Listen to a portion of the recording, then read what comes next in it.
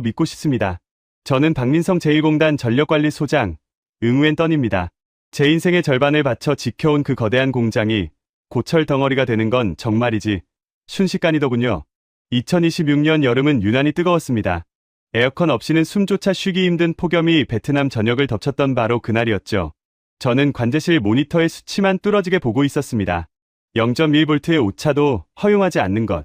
그게 제 자부심이자 삼성과의 약속이었으니까요. 그런데 그 평화가 깨진 건 오후 2시가 조금 넘었을 때였습니다. 벌컥 문이 열리며 낯선 구두 굽소리가 제 고막을 찢고 들어왔습니다. 신임 산업전략국장 판민롱이었습니다. 그가 제 책상 위에 툭 하고 던진 건 땀에 젖은 셔츠보다 더 불쾌한 명령서 한 장이었습니다. 저는 떨리는 손으로 그 종이를 집어들었습니다. 상단에는 붉은색 스탬프로 비밀 등급 2급이라는 글자가 찍혀 있었고 그 아래에는 제 눈을 의심케 하는 문구가 적혀 있었죠. 박림공단 산업용 전력 30% 득식 감축 및 민간 전력 우회 명령. 숨이 턱 막혀왔습니다. 이건 단순히 전기를 줄이라는 명령이 아니었습니다.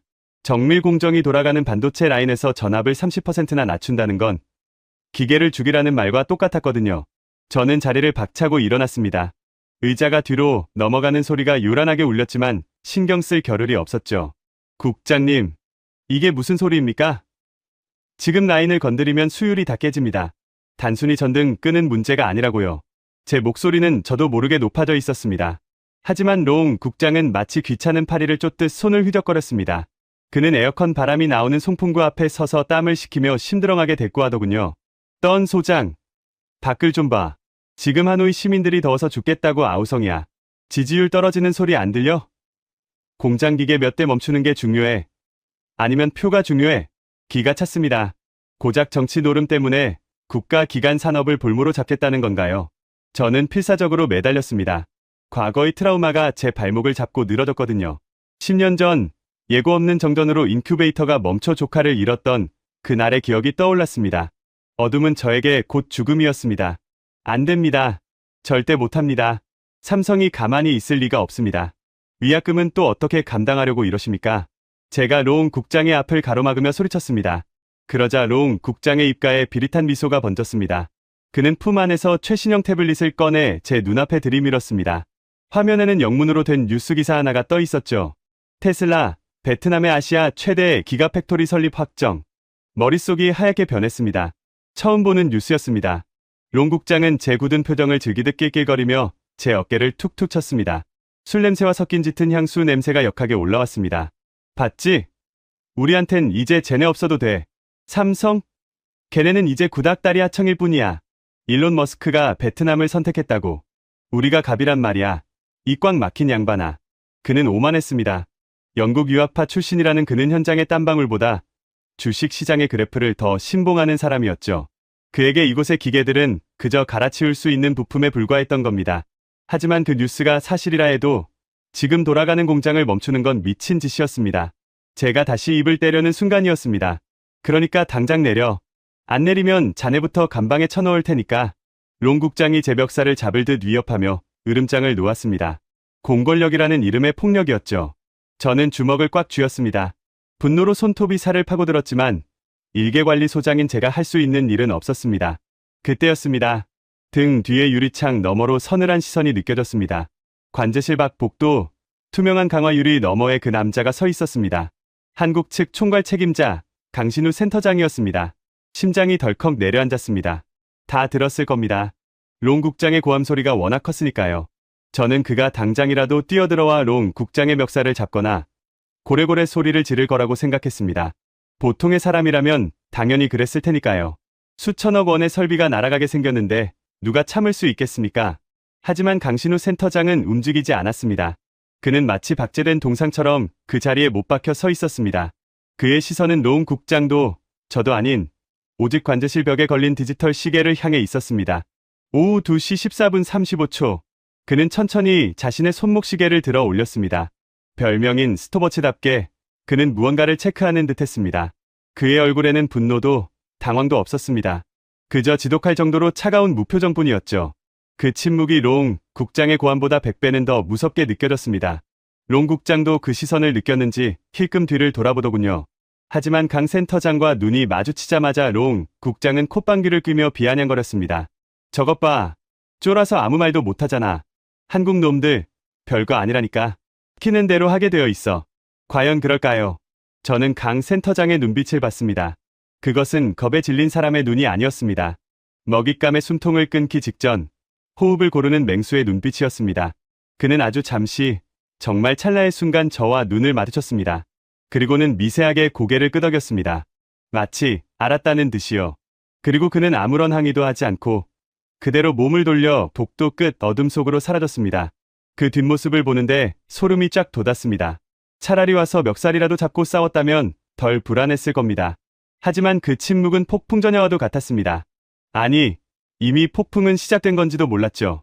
롱 국장은 자신의 승리라고 착각하며 킬킬거렸지만 저는 알 수 있었습니다.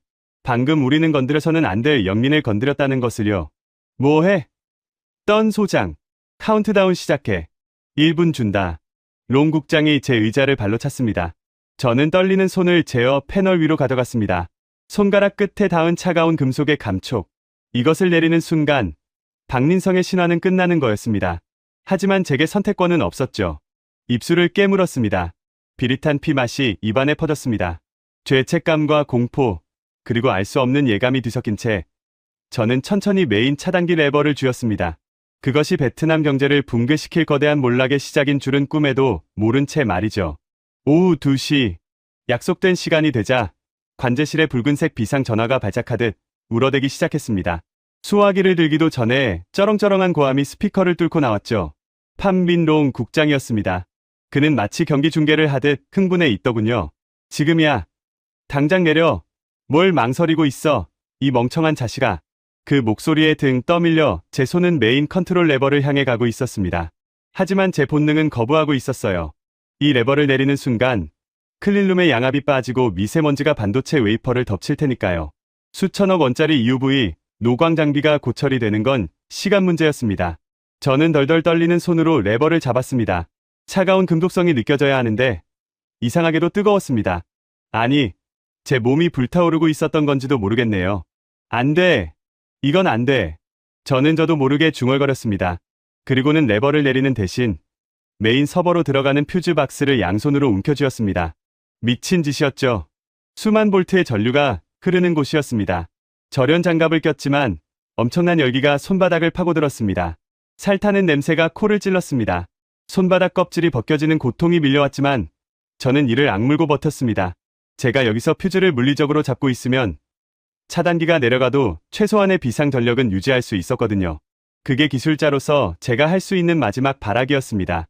눈앞이 캄캄해지고 식은땀이 비 오듯 쏟아졌습니다. 소장님, 뭐 하시는 겁니까? 죽으려고 작정했어요. 부하 직원 민이 비명을 지르며 달려오려 했지만 저는 오지 말라고 고개를 저었습니다. 롱 국장은 CCTV로 이 상황을 보고 있었는지 전화기 너머로 쌍욕을 퍼붓더군요. 죽고 싶어서 환장했냐고 말이죠. 네, 차라리 죽는 게 나았습니다. 제 손으로 만든 이 완벽한 시스템이 정치 노름에 망가지는 걸 보느니 말이죠. 그때였습니다. 누군가 제 뜨거운 손목을 아주 차갑고 단단한 힘으로 낚아챘습니다. 강신우 센터장이었습니다. 그는 언제 들어왔는지 제 옆에 서서 무표정한 얼굴로 저를 내려다보고 있었습니다. 그의 손은 얼음장처럼 차가웠습니다. 저는 고통과 혼란 속에 그를 쳐다보며 애원하듯 말했습니다. 센터장님, 이거 끊기면 다 죽습니다. 제가 잡고 있을 테니까. 말이 제대로 나오지 않았습니다. 그런데 강 센터장의 입에서 나온 말은 제 귀를 의심케 했습니다. 그는 화를 내지도 당황하지도 않았습니다. 그저 더러운 것을 치우듯 제 손을 퓨즈 박스에서 떼어내며 낮게 읊조렸죠. 놓으세요, 소장님. 끄게 놔둡니다. 순간 멍해졌습니다. 끄게 놔두라니요. 지금 제정신입니까? 제가 멍한 눈으로 그를 바라보는 사이 강 센터장은 아주 침착하게 손수건을 꺼내 제 화상 입은 손을 감싸주었습니다. 그리고는 턱짓으로 메인 레버를 가리켰습니다. 명령대로 하세요. 저들이 원하는 대로. 그의 눈빛은 너무나 확고해서 거역할 수 없는 압력이 느껴졌습니다. 마치 이미 모든 계산이 끝난 사람처럼 보였죠. 저는 홀린 듯 고개를 끄덕이고 떨리는 손으로 결국 메인 차단기 레버를 끝까지 당겼습니다. 거대한 둔기가 철문을 때리는 듯한 육중한 진동이 지하 전력구를 뒤흔들었습니다. 그리고 그 직후 세상의 소리가 사라졌습니다. 거칠게 돌아가던 수천 대의 냉각팬 소리, 공기 압축기 소리, 컨베이어 벨트가 돌아가는 소리, 그 모든 기계적 소음이 거짓말처럼 뚝 끊겼습니다. 축구장 20개 크기의 거대한 공장이 단 1초 만에 죽어버린 겁니다. 창밖을 보니 믿을 수 없는 광경이 펼쳐졌습니다. 대낮인데도 공단 전체가 시커먼 암흑 속에 잠겼습니다. 아, 제 입에서 탄식이 터져 나왔습니다. 비상등 몇 개만이 희미하게 껌뻑거리는 그 어둠 속에서 10년 전 조카의 죽음이 떠올라 숨을 쉴 수가 없었습니다. 공포였습니다. 완벽한 어둠은 저에게 지옥이었습니다. 그런데 그 지옥 속에서 유일하게 빛나는 것이 있었습니다. 바로 강신우 센터장의 얼굴이었습니다. 정확히 말하면 그가 들고 있는 태블릿 PC의 화면, 불빛이 그의 얼굴을 비추고 있었죠. 푸르스름한 불빛 아래 드러난 그의 표정은 소름 끼칠 정도로 평온했습니다. 그는 아수라장이 된 현장은 쳐다보지도 않았습니다. 그저 태블릿 화면에 뜬 로그 기록을 확인하고 있었죠. 저는 떨리는 몸을 일으켜 그 화면을 훔쳐봤습니다. 거기엔 복잡한 전력 수치 대신 간결한 한 문장이 떠 있었습니다. 베트남 정부 귀책 사유에 의한 강제 단전 확인. 철수 명분 충족률 100%. 순간 등골이 오싹해졌습니다. 이건 단순한 사고 기록이 아니었습니다. 마치 이 상황을 기다렸다는 듯 모든 법적 요건을 검토하는 자동화 프로그램이 돌아가고 있었던 겁니다. 강 센터장의 손가락이 화면 위를 미끄러졌습니다. 전송. 그의 짧은 한마디와 함께 화면의 로딩바가 순식간에 채워졌습니다. 그리고 동시에 제 개인 단말기로 알림이 울렸습니다. 본사로부터 온 긴급 메시지였습니다. 전 직원 철수 준비 및 보안 등급 격상. 지금부터 플랜 B를 가동합니다. 그제야 깨달았습니다. 롱 국장이 샴페인을 터뜨리며 좋아하던 그 시각. 한국인들은 이미 짐을 싸고 있었던 겁니다. 그들은 화를 내지 않은 게 아니었어요. 그들은 칼을 갈고 있었던 겁니다. 그것도 아주 예리하고 치명적인 독이 묻은 칼을요. 강 센터장은 태블릿을 닫으며 저를 돌아봤습니다. 어둠 속에서 그의 눈이 번뜩였습니다. 수고하셨습니다, 소장님. 이제 쇼는 끝났으니 진짜 비즈니스를 하러 가시죠. 그는 저를 부축해 일으켰습니다. 하지만 저는 다리에 힘이 풀려 제대로 설 수조차 없었습니다. 4,300억 원이 날아간 자리에서 그는 너무나도 태연했습니다. 롱 국장의 고함 소리보다, 눈앞의 암흑보다 강신우라는 남자의 그 차가운 이성이 저는 더 무서웠습니다. 우리는 비상 전원이 켜진 복도를 걸어 나갔습니다. 복도 끝에서 희미한 사이렌 소리가 들려오기 시작했죠. 하지만 저는 알 수 있었습니다. 진짜 재앙은 전기가 끊긴 지금이 아니라 전기가 다시 들어오는 순간 시작될 거라는 사실을요. 강신우 센터장의 구두 굽소리가 텅 빈 공장을 울렸습니다. 그 소리는 마치 베트남 경제를 향해 다가오는 장송곡처럼 들렸습니다. 베트남 정부 청사 대회의실은 시원하다 못해 추웠습니다. 밖은 40도의 폭염으로 아스팔트가 녹아내리고 있었지만 이곳은 별천지였죠. 판민 롱 국장은 상석에 다리를 꼬고 앉아 여유롭게 몽블랑 만년필을 굴리고 있었습니다. 그의 뒤로는 수십 명의 기자들이 카메라 플래시를 터뜨릴 준비를 하고 있었고요. 그는 확신하고 있었습니다. 한국이 꼬리를 내리고 기어 들어올 거라고요. 전기를 끊어버린 지 불과 3시간. 반도체 공장에서 3시간의 정전은 곧 사망 선고나 다름없으니까요. 그는 제 옆구리를 툭 치며 귓속말로 속삭였습니다. 봐라. 떤 소장. 한국 놈들. 분명 사과 상자의 달러를 꽉 채워올 거다. 그게 비즈니스야. 오후 4시 정각. 회의실 문이 열리고 강신우 센터장이 들어왔습니다. 그의 뒤로 검은 정장을 입은 변호인단 5명이 도열했습니다. 그런데 뭔가 이상했습니다. 그들의 손에는 롱 국장이 기대했던 두툼한 현금, 가방이나 선물 상자가 없었습니다. 그저 얇은 서류 가방 하나뿐이었죠. 강 센터장은 롱 국장에게 목례조차 하지 않았습니다. 그는 뚜벅뚜벅 걸어와 맞은편 의자에 앉더니 말없이 서류 가방을 열었습니다.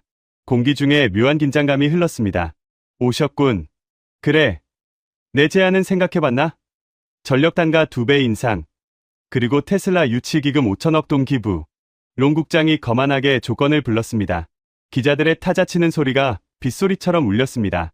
저는 침을 꿀꺽 삼켰습니다. 거절하면 끝장이니까요. 제발 굽히고 들어갔으면 하는 심정이었습니다.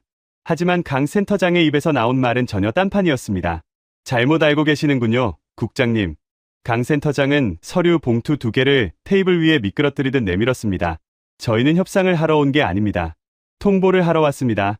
롱 국장의 눈썹이 꿈틀했습니다. 그가 첫 번째 봉투를 신경질적으로 뜯었습니다.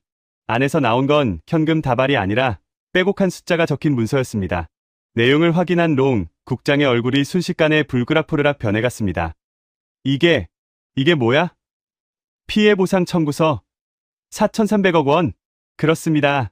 그것은 정전으로 인해 발생한 웨이퍼 손실액 전액을 청구하는 문서였습니다. 롱 국장은 기가 차다는 듯 터수슴을 터뜨렸습니다.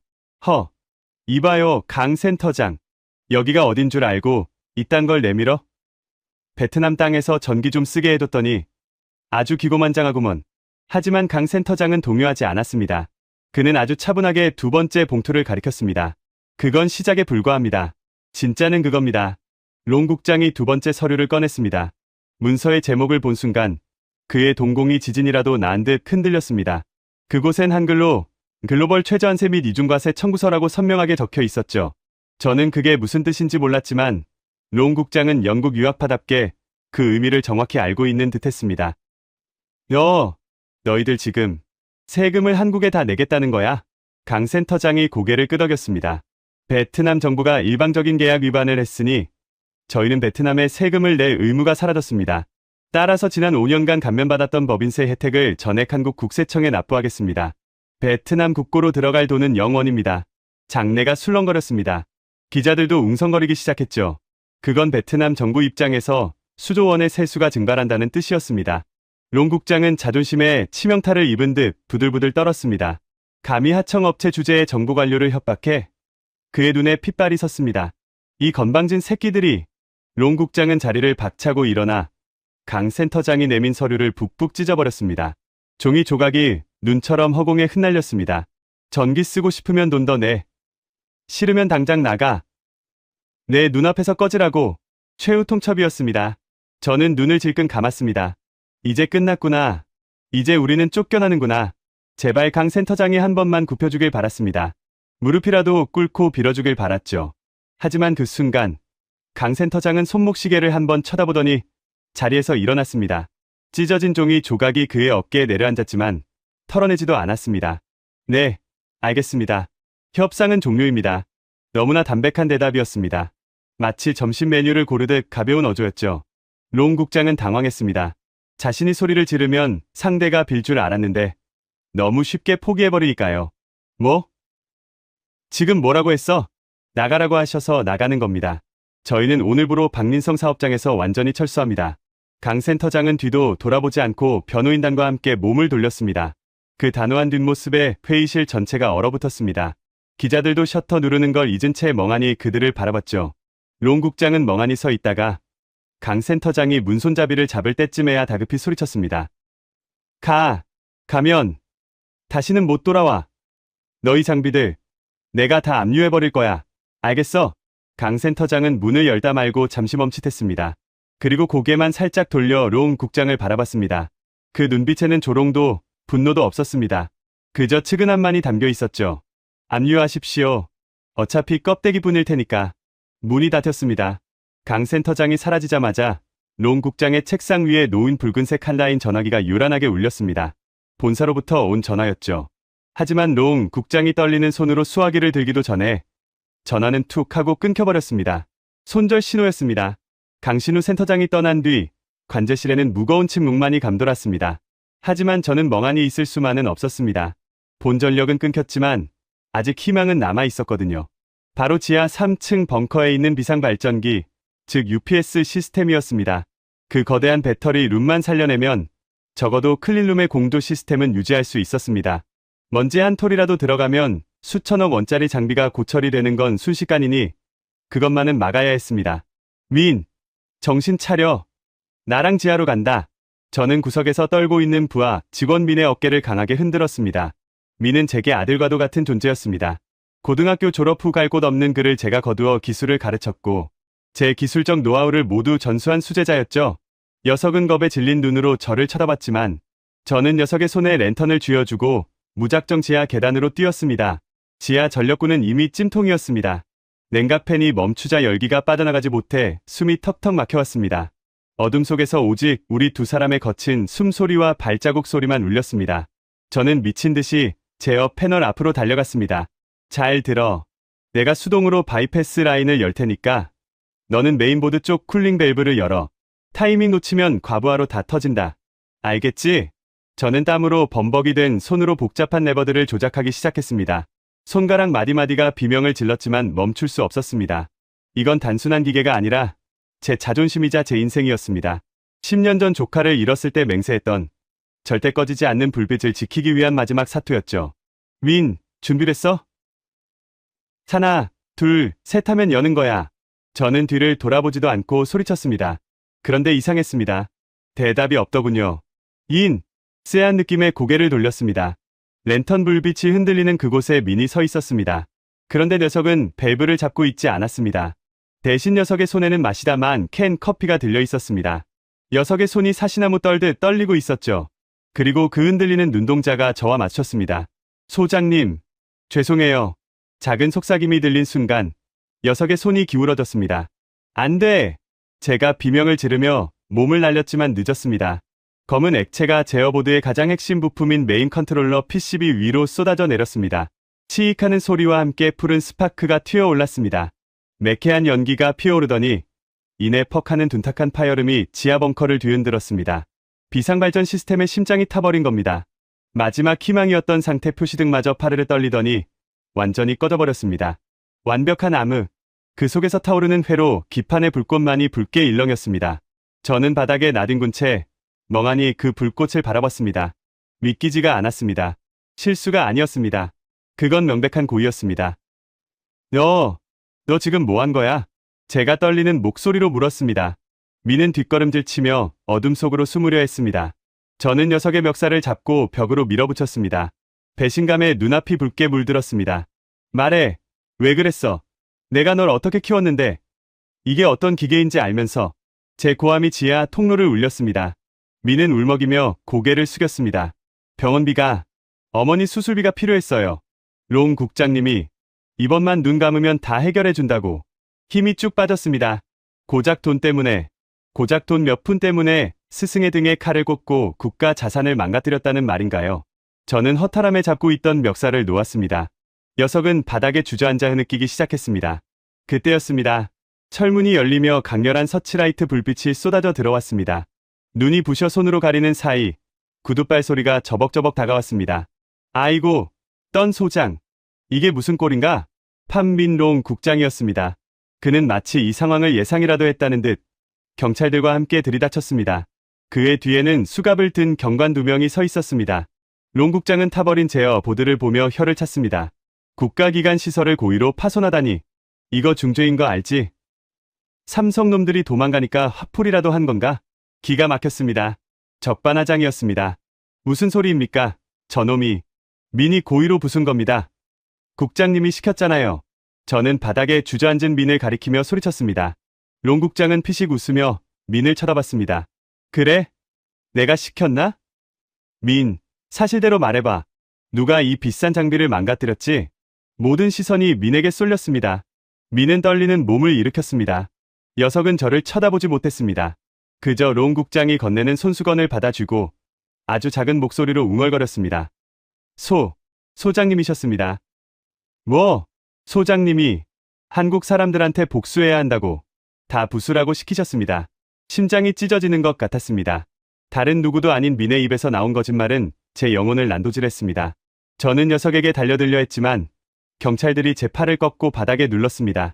차가운 수갑이 제 손목을 파고들었습니다. 이거 놔. 민. 내가 어떻게 나한테 이럴 수 있어. 내가 사람이야. 제 절규는 공허하게 울릴 뿐이었습니다. 롱 국장은 제 앞으로 다가와 쭈그리고 앉더니 제 귓가에 대고 나직하게 속삭였습니다. 그러게 눈치가 좀 있었어야지. 떤 소장. 감옥에서 평생 썩게 될 거야. 이 모든 손실의 책임은 자네가 지는 거고. 그는 흡족한 듯 웃으며 돌아섰습니다. 미는 고개를 푹 숙인 채 롱 국장의 뒤를 따라 나갔습니다. 녀석의 뒷주머니에는 두툼한 봉투가 꽂혀 있었습니다. 제 인생과 바꾼 그 놈의 돈봉투였죠. 저는 짐승처럼 끌려나갔습니다. 경찰차에 태워져 공단을 빠져나가는 길. 창밖으로 보이는 풍경은 처참했습니다. 거대한 크레인들이 움직이고 있었습니다. 그런데 그건 건설을 위한 크레인이 아니었습니다. 철거용 크레인이었습니다. 멀리서 한국물류라고 적힌 대형 트럭 수십 대가 줄지어 공장 밖으로 나가고 있었습니다. 그 행렬은 마치 장례 행렬처럼 길게 이어졌습니다. 제 평생을 바친 일터가 제 땀과 눈물이 서린 그곳이 롱 국장의 탐욕과 제자의 배신으로 인해 산산조각 나고 있었습니다. 경찰서 유치장에 갇힌 그날 밤, 저는 잠들지 못했습니다. 좁은 창문 틈으로 멀리 공단 쪽 하늘이 보였습니다. 평소라면 불야성을 이루었을 그곳이 지금은 칠흑 같은 어둠에 잠겨 있었습니다. 오직 화물기가 이륙하는 붉은 전멸등만이 밤하늘을 수놓고 있었죠. 위잉하는 비행기 엔진 소리가 유치장 안까지 들려왔습니다. 그 소리는 마치 한국이 베트남을 영원히 떠나는 소리처럼 들렸습니다. 억울함에 가슴을 쳤지만 소용없었습니다. 저는 철창을 붙잡고 소리 없는 눈물을 흘렸습니다. 그때는 몰랐습니다. 저 비행기에 실려 나가는 것이 단순한 기계가 아니라는 것을요. 저들이 챙겨간 것은 단순한 장비가 아니었습니다. 베트남의 미래, 그리고 우리를 배신한 대가로 치러야 할 혹독한 청구서가 그 비행기에 실려 있었던 겁니다. 두고 보자. 판민롱. 그리고 민. 저는 어둠 속에서 이를 갈았습니다. 하지만 지금 당장 제가 할 수 있는 건 아무것도 없었습니다. 그저 무력하게 제 조국이 스스로 멸망의 길로 들어서는 것을 지켜보는 것뿐이었죠. 차라리 이때 죽어버렸다면 이어질 지옥 같은 현실을 보지 않아도 됐을 텐데 말입니다. 제가 유치장의 차가운 바닥에서 웅크리고 있던 그 시각, 공장에서는 세계의 코미디가 벌어지고 있었습니다. 나중에 청문회 기록을 보고서야 알게 된 사실이지만 그날 판민롱 국장의 표정은 세상을 다 가진 사람처럼 환했다고 하더군요. 그는 텅 빈 공장에 중국 측 바이어들을 대거 초청했습니다. 한국 기업이 급하게 철수하느라 미처 챙기지 못한, 아니 챙기지 않은 거대한 설비들을 팔아넘기기 위해서였죠. 공장 클린룸 안에는 수천억 원을 호가하는 최첨단 UV, 노광 장비 5대가 웅장한 자태를 뽐내며 서 있었습니다. 그 장비 하나가 웬만한 전투기 한 대 값보다 비쌌으니 롱 국장 눈에는 그게 다 돈다발로 보였을 겁니다. 중국 측 기술 책임자인 왕 주임이 탐욕스러운 눈으로 장비를 훑어보았습니다. 이걸 정말 다 두고 갔단 말입니까? 한국 사람들 제정신이 아니군요. 왕 주임이 믿기지 않는다는 듯 물었습니다. 롱 국장은 거만하게 어깨를 으쓱했습니다. 내가 말했지 않나. 겁먹어서 도망치느라 정신이 없었다고. 이제 이 장비들은 베트남 정부 소유야. 자네들이 원하는 가격에 넘기지.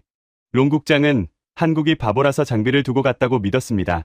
물리적인 부피가 너무 커서 화물기에 다 실을 수 없었을 거라고 자기 편한 대로 해석해버린 것이죠. 그는 빨리 계약서에 도장을 찍고 싶어 안달이 나 있었습니다. 이면 계약으로 받을 리베이트가 수십억 동이었으니까요. 일단 작동부터 시켜봅시다. 물건이 멀쩡한지는 봐야 하니까. 왕 주임의 지시에 따라 중국 기술자들이 메인 전원을 연결했습니다. 웅장한 구동음과 함께 장비의 상태 표시 등에 녹색 불이 들어왔습니다. 롱 국장은 환호성을 지를 뻔했습니다. 봐, 완벽하잖아. 제거나 다름없어. 하지만 그 기쁨은 딱 10초를 넘기지 못했습니다.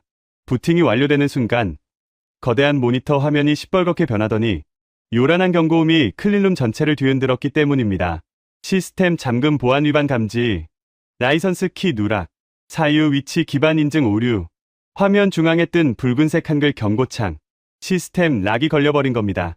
왕 주임의 얼굴이 구겨졌습니다. 이게 뭐야? 잠겨있잖아. 롱 국장은 당황해서 식은땀을 흘렸습니다. 아닐세. 잠깐 오류가 난 거야. 다시 켜봐. 빨리. 재부팅을 했지만 결과는 똑같았습니다. 이번에는 더 구체적인 메시지가 떴죠. 경고 승인되지 않은 접근입니다. 10분 내 인증 실패 시 자가 방어 모드가 발동됩니다. 10분 안에 인증하지 않으면 방어 모드가 발동된다는 경고였습니다. 다급해진 롱 국장은 떨리는 손으로 전화기를 꺼냈습니다. 당연히 강신우 센터장에게 거는 전화였습니다. 신호 연결음이 2번 울리기도 전에 강 센터장이 전화를 받았습니다. 주변이 시끄러운 걸 보니 공황인 듯했습니다. 여보세요? 야, 강신우. 너 이 자식 장비에 무슨 짓을 해놓은 거야? 왜 안 켜져? 롱 국장이 악을 썼습니다. 하지만 수화기 너머로 들려오는 강 센터장의 목소리는 너무나도 평온해서 소름이 끼칠 정도였습니다. 아, 켜보셨군요. 생각보다 빠르시네요. 국유화 절차는 다 끝내셨습니까? 헛소리 말고 비밀번호 내놔. 이거 국가 자산 횡령이야. 인터폴에 수배할 거야. 롱 국장의 협박에 강 센터장은 낮은 웃음소리를 흘렸습니다. 국장님, 하드웨어는 드렸습니다. 하지만 그걸 돌리는 소프트웨어 라이선스는 우리 소유죠. 그리고 결정적으로 그 장비엔 위치 기반 보안 락이 걸려 있습니다. 위치 기반? 네, 그 장비는 한국 본사가 승인한 GPS 좌표, 그러니까 박림 공장 안에서 한국인 관리자의 생체 인증이 있을 때만 작동합니다. 주인이 바뀌면 깡통이 된다는 뜻이죠. 몰랐어요? 롱 국장의 얼굴이 사색이 되었습니다. 그럼 어떻게? 지금 당장 와서 풀어. 죄송해서 어쩌죠. 보안키는 제 머릿속에 있는데 방금 출국 심사를 마쳤거든요. 비행기 탑승 중이라 이만 끊겠습니다. 아, 그리고 중국 기술자들한테 만지지 말라고 전하세요. 억지로 풀려고 하면 메인보드가 녹아버리게 설계되어 있거든요. 그럼 수고하십시오. 뚜뚜뚜. 전화가 끊겼습니다. 롱 국장은 넋이 나간 표정으로 전화기를 떨어뜨렸습니다. 하지만 상황 파악이 안 된 중국 기술자가 소리쳤습니다. 이까짓 보안 뚫으면 그만이야. 내가 해볼게. 왕 주임이 직접 키보드를 두드리며 강제 접속을 시도했습니다. 롱 국장이 말릴 새도 없었죠. 엔터키를 누르는 순간 장비 내부에서 윙하는 고주파 음이 들리더니 곧바로 타닥하는 소리가 연이어 터졌습니다. 중국 기술자들이 뒷걸음질 쳤습니다. 장비 후면의 배기구에서 시커먼 연기가 뿜어져 나왔습니다. 자가 방어 모드, 즉 외부 침입 시 핵심 회로 기판에 과전류를 흘려보내 물리적으로 태워버리는 킬 스위치가 작동한 겁니다. 수천억 원짜리 장비 5대가 차례로 펑 소리를 내며 죽어갔습니다. 클릴룸은 순식간에 매캐한 유독가스로 가득 찼습니다. 롱 국장은 바닥에 주저앉았습니다. 내 돈. 그는 잿더미가 된 기계 앞에서 넋을 잃고 중얼거렸습니다. 베트남의 미래라고 자랑하던 최첨단 설비가 그저 거대한 고철 덩어리로 변해버린 순간이었습니다. 한국은 무력이 아니라 압도적인 기술 격차로 완벽한 복수를 끝내고 떠난 겁니다. 같은 시각, 저는 유치장 창틀에 매달려 밤하늘을 올려다보고 있었습니다. 머리 위로 거대한 비행기 한 대가 굉음을 내며 날아오르고 있었습니다. 빛의 꼬리 날개에 선명하게 박인 태극 마크, 그리고 그 옆에 희미하게 보이는 삼성 로고, 강신우 센터장이 탄 비행기였습니다. 활주로의 유도등 불빛이 비행기를 배웅하듯 반짝였습니다. 저는 그 모습을 보며 묘한 전율을 느꼈습니다. 억울하게 갇힌 처지였지만 가슴 한 구석이 뻥 뚫리는 듯한 쾌감이 들었거든요. 저 비행기가 떠나는 순간 베트남의 제조업 신화도 끝이 났다는 것을 저는 직감했습니다. 한국인들은 빈손으로 떠나지 않았습니다. 그들은 베트남이 가질 수 있었던 모든 기회와 미래를 싹 걷어가지고 떠난 것입니다. 비행기가 구름 속으로 사라지자 유치장 안의 형광등이 파르르 떨리더니 픽 하고 꺼졌습니다. 또 정전이었습니다. 발전소가 멈춰가고 있었으니까요. 어둠 속에 홀로 남겨진 저는 쓴웃음을 지었습니다. 잘 가세요. 그리고 부디 다시는 돌아오지 마세요. 어둠은 이제 시작이었습니다. 그리고 날이 밝으면 롱 국장과 이 나라는 진짜 지옥을 맛보게 될 거였습니다. 다음 날 아침이 밝았습니다. 하지만 박민성의 태양은 희망이 아니라 절망을 비추고 있었습니다. 평소라면 오토바이 3만 대의 엔진 소리로 활기찼을 출근길이 이날은 도살장으로 끌려가는 짐승들의 행렬처럼 무겁고 살벌했습니다. 오전 7시, 야간 조가 퇴근하고 주간 조가 출근하는 교대 시간. 공단 정문 앞은 인산인해를 이루었습니다. 평생 이 공장에서 밥을 먹고 가족을 부양해 온 3만 명의 노동자들이 굳게 닫힌 철문 앞에서 웅성거리고 있었죠. 그들의 시선은 모두 정문 기둥에 붙은 하얀 종이 한 장에 꽂혀 있었습니다. 화려한 현수막도 거창한 공고문도 아니었습니다. 그저 급하게 출력한 듯한 투박한 A사 용지 한 장. 그 내용은 너무나도 간결해서 더 잔인했습니다. 사업장 폐쇄 및 인도법인 통합 안내, 전 직원 근로 계약 종료, 단두 줄이었습니다. 베트남 경제의 20%를 책임지던 거대 기업이 작별을 고하는 방식치고는 너무나 허무했죠. 노동자들은 믿을 수 없다는 표정으로 철문을 흔들어댔습니다. 문을 열라고 소리쳤지만 돌아오는 건 텅 빈 경비실의 정적뿐이었습니다. 이미 한국인 관리자들은 물론 보안업체 직원들까지 새벽같이 철수한 뒤였습니다. 분노한 군중이 돌을 던지기 시작했고 정문의 강화 유리가 깨져나가는 모습이 보였습니다. 그 시각, 저는 유치장의 좁은 방구석에 쭈그리고 앉아 있었습니다. 밖에서 들려오는 소란스러움에 귀를 기울이고 있는데 갑자기 제 개인 소지품 보관 바구니에서 진동소리가 들려왔습니다. 끊임없이 울리는 진동소리에 졸고 있던 당직 경찰이 짜증을 내며 제 바구니를 뒤적거렸습니다. 아, 시끄러워 죽겠네. 뭔 문자가 이렇게 와. 경찰은 제 휴대폰 화면을 보더니 눈이 휘둥그레졌습니다. 그리고는 믿을 수 없다는 듯 저를 쳐다보며 휴대폰을 철창 사이로 밀어 넣었습니다. 야, 떤 소장. 이거 봐. 너 로또 당첨됐냐? 저는 떨리는 손으로 휴대폰을 집어들었습니다. 은행 앱 알림이 화면을 가득 채우고 있었습니다. 입금 안내 삼성전자 급여 및 특별 위로금. 입금액 1억 5천만 동. 숨이 턱 막혔습니다. 월급뿐만이 아니었습니다. 퇴직금, 그리고 위로금이라는 명목으로 평소 연봉의 3배에 달하는 거액이 입금된 것입니다. 크로를 내려보니 저뿐만이 아니었습니다. 단체 채팅방에는 3만 명의 직원들이 동시에 입금 문자를 받고 충격에 빠진 글들이 폭주하고 있었습니다. 형님, 이거 진짜입니까? 한국 사람들 떠나면서 돈을 다 넣어줬는데요. 우리 버리고 도망간 거 아니었어요? 롱 국장이 한국 놈들이 먹튀했다고 그랬잖아요. 눈물이 핑 돌았습니다. 국가는 저를 범죄자로 몰아 감옥에 가뒀는데 정작 제가 지키지 못해 떠나보낸 그 외국 기업은 마지막 순간까지 저에 대한 의리를 지킨 겁니다. 그건 단순한 돈이 아니었습니다. 당신들은 잘못이 없다. 미안하다는 그들의 무언의 메시지였습니다. 그때 유치장 벽에 걸린 낡은 TV에서 뉴스 특보가 흘러나왔습니다. 앵커의 다급한 목소리와 함께 화면이 반으로 나뉘어 송출되고 있었습니다.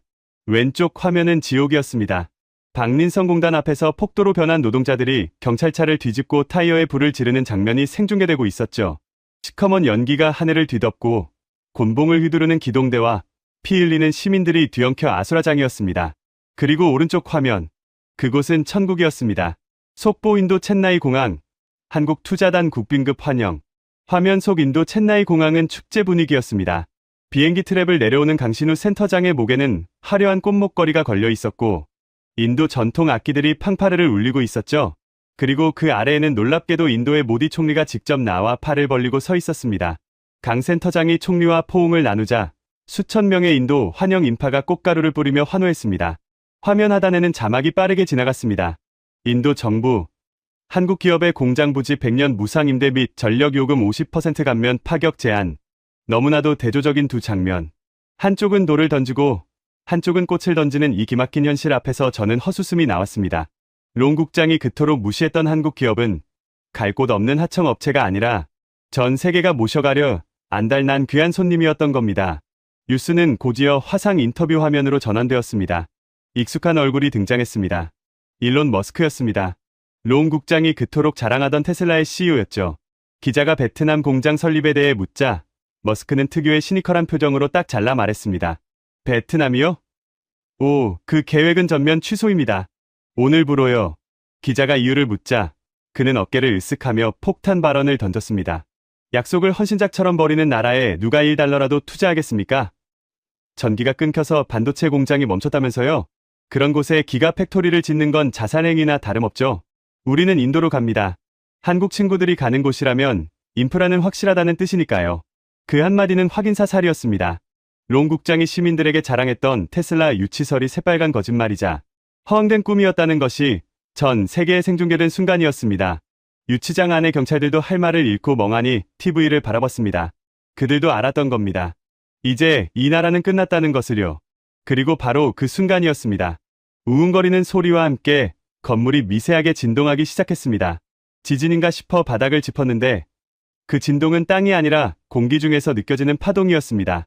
저는 직감적으로 그게 무슨 신호인지 알았습니다. 전력 기술자로서 평생 들어본 적 없지만 이론으로만 알고 있던 공포의 소리였죠.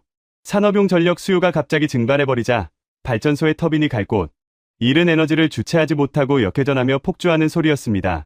박민성 전체 전력의 40%를 쓰던 삼성 공장이 멈췄습니다. 그 거대한 부하가 한순간에 사라지니 발전소 발전기들이 과속으로 돌기 시작한 겁니다. 이건 마치 달리던 자동차의 기어를 갑자기 중립으로 뺀 채 엑셀을 끝까지 밟은 것과 같았습니다. 엎드려. 다들 귀 막아. 제가 본능적으로 소리쳤습니다.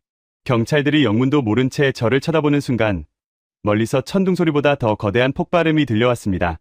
발전소 변전 설비가 과전압을 견디지 못하고 터져버린 겁니다. 유치장의 형광등이 미친 듯이 깜빡거리더니 날카로운 파열음을 내며 깨져나갔습니다. 순식간에 세상이 암흑천지가 되었습니다. 유치장뿐만이 아니었습니다. 창밖으로 보이던 도시의 불빛들이 도미노처럼 하나둘씩 꺼져갔습니다. 신호등이 꺼지자 교차로에서는 차들이 뒤엉켜 경적을 울려댔고 병원과 관공서의 비상벨 소리가 도시를 뒤덮었습니다. 대정전, 블랙아웃이었습니다. 롱 국장이 그토록 아끼고 싶어했던 전기는 아이러니하게도 그가 공장을 멈춘 탓에 갈 곳을 잃고 스스로 자폭해버렸습니다. 어둠 속에서 매캐한 화약 냄새가 바람을 타고 날아왔습니다. 저는 철창을 붙잡고 주저앉았습니다. 눈물이 하염없이 흘러내렸습니다. 끝났어. 다 끝났어. 제 조국이 무너지는 소리가 들렸습니다. 오만과 무지가 불러온 참극. 그 대가는 너무나 가혹하고 또 신속하게 우리를 덮치고 있었습니다. 블랙아웃이 덮친 밤이 지나고 운명의 날이 밝았습니다. 대통령궁 집무실의 공기는 무거웠습니다. 긴급 소집된 국무회의장은 침통함 그 자체였습니다. 창밖으로 보이는 하노이 시내는 신호등조차 켜지지 않아 마비 상태였고 시민들의 시위 소리는 방음벽을 뚫고 들어오고 있었습니다. 판민롱 총리의 목소리는 낮았지만 그 안에 담긴 분노는 활화산 같았습니다. 롱 국장은 죄인처럼 고개를 쳐박고 무릎을 꿇고 있었습니다. 그의 명품 양복은 밤새 땀에 절어 쭈글쭈글했고 오만했던 그 눈빛은 공포로 흐리멍덩해져 있었죠. 네, 총리님. 자네가 무슨 짓을 했는지 아나? 자네의 그 멍청한 자존심 하나 때문에 이 나라의 신용등급이 하루아침에 2단계나 강등됐어. 외국인 투자 자금이 썰물처럼 빠져나가고 있단 말이다. 짝! 총리의 손이 허공을 갈라 롱 국장의 뺨을 후려쳤습니다. 롱 국장은 비명도 지르지 못한 채 바닥으로 나뒹굴었습니다. 전 국민이 지켜보는 생중계 카메라 앞에서의 처단이었습니다.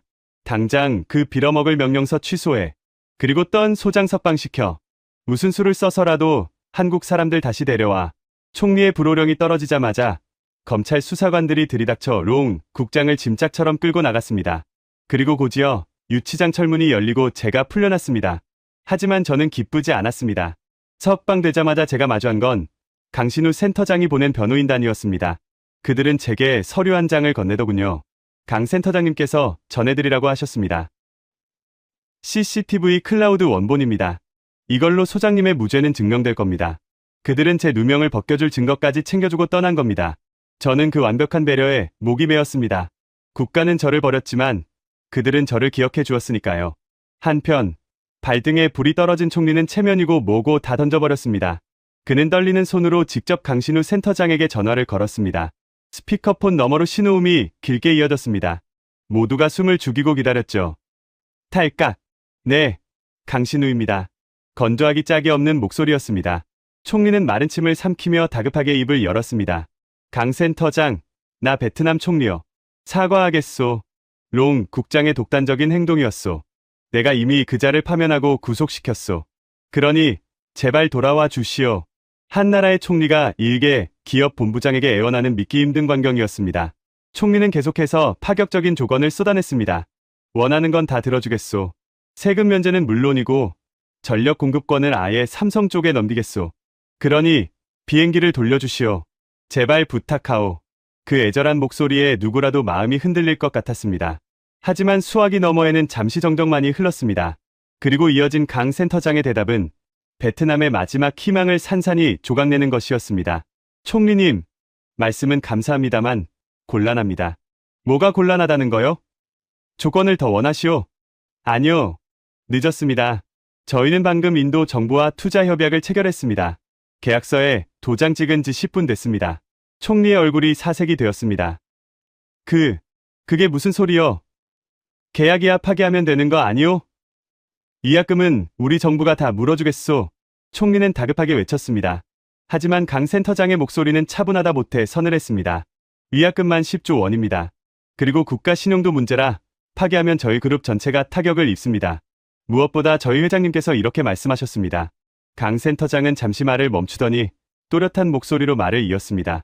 신뢰는 유리장과 같아서 한 번 깨지면 억만금을 줘도 다시 붙일 수 없다고요. 전기를 끊고 직원을 감옥에 보내는 나라와는 미래를 이야기할 수 없습니다. 그 말은 비수처럼 나라와 꽂혔습니다. 총리는 힘이 풀려 의자에 주저앉았습니다. 하지만 강 센터장의 통보는 거기서 끝이 아니었습니다. 그리고 총리님 책상 위에 팩스 한 장이 도착해 있을 겁니다. 확인해 보시죠. 총리의 비서실장이 사색이 된 얼굴로 팩스 한 장을 들고 뛰어왔습니다. 총리가 떨리는 손으로 종이를 받아 들었습니다. 잔류자산 전량 폐기 및 기술보안 파기 통보서. 이게 뭐요? 폐기라니? 두고 온 장비들 말입니다. 보안 규정상 신뢰할 수 없는 국가에 남겨진 기술은 전량 파기하게 되어 있습니다. 조금 전 원격으로 메인보드 소각 명령을 내렸습니다. 이제 그 공장에 남은 건 고철 덩어리뿐입니다. 그 순간이었습니다. 창밖 멀리 공단 쪽에서 검은 연기 기둥이 치솟아 오르는 것이 보였습니다. 쾅 하는 폭발음이 미세하게 들려왔죠. 남겨진 장비들이 스스로 자폭하며 완전히 숨을 거두는 소리였습니다. 총리는 팩스 용지를 놓치고 망연자실한 표정으로 창밖을 바라봤습니다. 그럼 이만 끊겠습니다. 인도 총리님과 만찬이 있어서요. 부디 건승하십시오. 철컥 소리가 났어요. 전화는 매정하게 끊겼습니다. 다시는 연결될 리 없는 불통의 신호음만이 집무실을 가득 채웠습니다. 총리는 고개를 떨구었습니다. 천문학적인 경제 손실, 무너진 국가 신용, 그리고 잃어버린 3만 개의 일자리. 이 모든 것이 오만한 판단 한 번으로 초래된 결과였습니다. 저는 경찰서 현관에 서서 그 모든 뉴스를 스마트폰으로 지켜보고 있었습니다. 강 센터장의 마지막 말. 신뢰는 유리장과 같다는 말이 귓가에 맴돌았습니다. 끌려가던 롱 국장이 경찰서 마당을 지나가다 저와 마주쳤습니다. 수갑을 찬 그는 이제 늙고 병든 노인처럼 초라해 보였습니다. 그는 저를 보며 무언가 말하려 입을 벌긋거렸지만 차마 소리를 내지는 못했습니다. 그의 눈에 뒤늦은 후회의 눈물이 고여 있었지만 저는 고개를 돌려버렸습니다. 해가 지고 있었습니다. 하지만 도시는 불이 켜지지 않았습니다. 전력이 부족해 가로등조차 들어오지 않는 하노이의 밤. 하나둘씩 켜지는 건 오직 촛불뿐이었습니다. 첨단 산업의 중심지였던 이 나라가 순식간에 수십 년 전으로 퇴보해버린 겁니다. 어둠이 짙게 깔린 거리 위로 시민들의 한숨소리만이 안개처럼 내려앉았습니다. 후회는 언제나 늦습니다. 그리고 한국은 한번 돌아서면 절대로 다시는 뒤를 돌아보지 않는 사람들이었습니다. 저는 어두워진 하늘을 올려다보며 생각했습니다. 이제 베트남의 밤은 아주 길고 혹독하게 추울 것이라고요. 모든 것이 끝난 후 저는 다시 공장으로 향했습니다. 경찰서에서 풀려나자마자 발길이 닿은 곳은 집이 아니라 평생을 바쳤던 바로 그 현장이었습니다. 불과 며칠 전까지만 해도 기계 소리로 가득 찼던 박민성 제1공단은 이제 거대한 무덤처럼 변해 있었습니다. 정문 경비실은 텅 비어 있었고 바람이 불 때마다 깨진 유리창 파편이 바닥을 긁는 소리만 삭막하게 울렸습니다. 저는 무너진 철문을 지나 뚜벅뚜벅 걸어 들어갔습니다. 주인 잃은 작업복들이 바닥에 뒹굴고 있었고 라인 위에는 미완성된 반도체 웨이퍼들이 먼지를 뒤집어 쓴 채 방치되어 있었습니다. 익숙한 냄새가 났습니다. 기름 냄새, 금속 냄새. 하지만 가장 중요한 것이 빠져 있었습니다. 바로 열기였습니다. 기계가 살아 숨쉴 때 뿜어내는 그 뜨거운 생명의 온기가 사라진 공장은 그저 차가운 고철 덩어리에 불과했습니다. 저는 홀린 듯 관제실로 올라갔습니다. 제가 수천 번도 더 앉았던 의자, 손때 묻은 키보드, 모든 것이 그대로였습니다. 롱 국장이 들이닥치기 전 그 평화로웠던 오후 2시의 풍경이 눈에 선의 가슴이 미어졌습니다. 그런데 제 책상 위에 낯선 물건 하나가 놓여 있었습니다. 하얀색 서류 봉투였습니다. 겉면에는 굵은 펜으로 투박하게 제 이름이 적혀 있었죠. 티오, 던 소장님, 강신우 센터장의 필체였습니다. 떨리는 손으로 봉투를 열었습니다. 안에서 나온 것은 비행기 티켓 한 장과 빳빳한 종이 한 장이었습니다. 하노이 출발, 첸나이 인도 도착, 1등석, 그리고 그 밑에는 강 센터장이 직접 쓴 짧은 편지가 동봉되어 있었습니다. 소장님, 인도의 전력 사정이 좋지 않습니다. 그곳에도 꺼지지 않는 불빛을 지켜줄 사람이 필요합니다. 저희와 함께 다시 한번 기적을 만들어 주시겠습니까? 당신의 자리는 비워뒀습니다. 눈물이 핑 돌았습니다. 그들은 저를 잊지 않았습니다. 범죄자 취급을 받으며 감옥에 갇혀있던 저를 위해 그들은 가장 영광스러운 탈출구를 마련해 두고 있었던 겁니다. 심지어 단순한 고용이 아니었습니다. 함께 기적을 만들자는 파트너로서의 제안이었습니다. 저는 티켓을 가슴에 품었습니다. 10년 전 조카를 잃고 어둠 속에 갇혀 살던 저에게 그들은 다시 한번 빛을 선물해 주었습니다. 그때였습니다. 관제실 입구에서 인기척이 느껴졌습니다. 소장님, 다 죽어가는 목소리. 고개를 돌려보니 민이 서 있었습니다. 며칠 사이 10년은 늙어버린 듯한 몰골이었습니다. 롱 국장에게 받은 돈은 다 어디로 갔는지 옷은 찢겨 있었고 얼굴은 멍투성이었습니다. 아마 분노한 해고 노동자들에게 당한 것 같았습니다. 민은 제 손에 들린 비행기 티켓을 보자마자 눈을 번뜩이며 달려와 제 바짓가랑이를 잡았습니다. 소장님, 저도 데려가 주세요. 소장님 가시는 거 다 알아요. 인도 가시는 거죠? 저 기술 다 배웠잖아요. 소장님 수제자잖아요. 녀석은 울며불며 매달렸습니다. 여기 있으면 저 죽어요. 사람들이 배신자라고 돌을 던져요. 아무 데서도 저를 안 받아줘요. 제발 한 번만 용서해 주세요. 네. 민의 눈물은 뜨거웠지만 제 가슴은 차갑게 식어 있었습니다. 저는 녀석을 내려다보며 물었습니다. 민, 기술자는 무엇으로 사는 줄 아나? 네? 그게 무슨... 기술자는 실력으로 사는 게 아니야. 신뢰로 사는 거다. 내가 가르친 건 기계를 고치는 법이었지 양심을 파는 법이 아니었어. 저는 매정하게 제 다리를 잡은 녀석의 손을 뿌리쳤습니다. 민이 바닥에 나뒹굴었습니다. 거짓말쟁이에게는 전기를 맡길 수 없다. 그게 내 원칙이고 강 센터장님의 원칙이다. 소장님, 제발요, 또 소장님. 민이 다시 기어오려 했지만 저는 뒤도 돌아보지 않고 짐 가방을 챙겨 들었습니다. 녀석의 절규가 텅 빈 관제실을 울렸지만 제 귀에는 그저 지나가는 바람 소리처럼 들릴 뿐이었습니다. 배신의 대가는 가혹해야 합니다. 그래야 다시는 같은 실수를 반복하지 않을 테니까요. 관제실을 나서기 전 저는 마지막으로 벽면을 바라봤습니다. 비상유도등 스위치 하나만이 켜져 있었습니다. 이 공장의 남은 최후의 불빛이었습니다. 저는 잠시 그 스위치 위에 손을 올렸습니다. 뜨거웠던 지난 20년의 세월이 손끝을 스쳐 지나갔습니다. 청춘을 바쳤고 열정을 태웠던 나의 일터. 하지만 이제는 미련 없이 보내줘야 할 시간이었습니다. 잘 자라, 베트남. 딸깍. 경쾌한 소리와 함께 스위치가 내려갔습니다. 순식간에 관제실이, 아니 공장 전체가 완벽한 암흑 속에 잠겼습니다. 민의 울음소리도 어둠에 묻혀버렸습니다. 저는 그 어둠을 뚫고 뚜벅뚜벅 걸어 나왔습니다. 두렵지 않았습니다. 제 주머니 속에는 인도로 가는 티켓이, 그리고 새로운 희망이 빛나고 있었으니까요. 몇 시간 뒤, 저는 상공 3만 피트 위 비행기 안에 있었습니다. 창밖을 내려다보니 칠흑 같은 어둠에 잠긴 하노이 시내가 보였습니다. 드문드문 켜진 촛불만이 반딧불이처럼 위태롭게 흔들리고 있었습니다. 그 옆자리, 인도 챗나이의 위성사진은 대낮처럼 환하게 빛나고 있었습니다. 저는 좌석을 뒤로 젖히며 눈을 감았습니다. 강신우 센터장이 했던 말이 다시금 떠올랐습니다. 신뢰는 유리잔과 같다. 한 번 깨지면 억만금을 줘도 붙일 수 없다. 베트남은 그 유리잔을 스스로 깨뜨렸고 그 파편에 찔려 피를 흘리고 있습니다. 이제 그들에게 남은 건 길고 긴 어둠뿐일 것입니다. 하지만 저는 빛을 향해 갑니다. 기술을 존중하고 약속을 지키는 그곳으로 말입니다. 기내 안내 방송이 흘러나왔습니다. 승객 여러분, 우리 비행기는 잠시 후 기회의 땅, 인도 챗나이 공항에 도착합니다. 비행기가 구름을 뚫고 솟구쳐 올랐습니다. 저는 더 이상 뒤를 돌아보지 않았습니다. 제 인생의 제이막이 저 찬란한 태양과 함께 떠오르고 있었으니까요. 오늘 이야기 어떠셨나요? 저는 마지막에 떤 소장이 잘 자라, 베트남 하며 공장의 스위치를 내리는 그 장면에서 가슴이 꽉 막히는 것 같았습니다.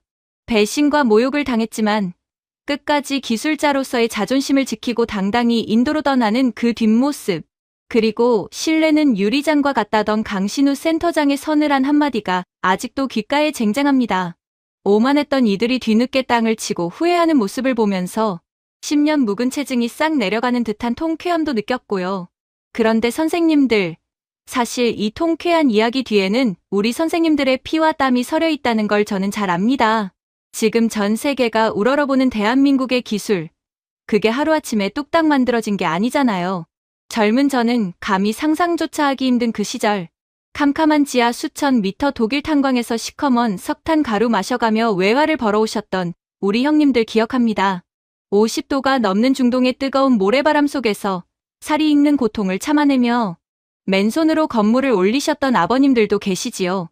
구로공단 좁은 방에서 쪽잠 주무시며 밤새워 미싱을 돌려 동생들 학비 대주셨던 우리 누님들의 눈물도 잊지 않고 있습니다. 선생님들, 가끔 거울 보시면서 아이고, 나도 이제 다 늙었네.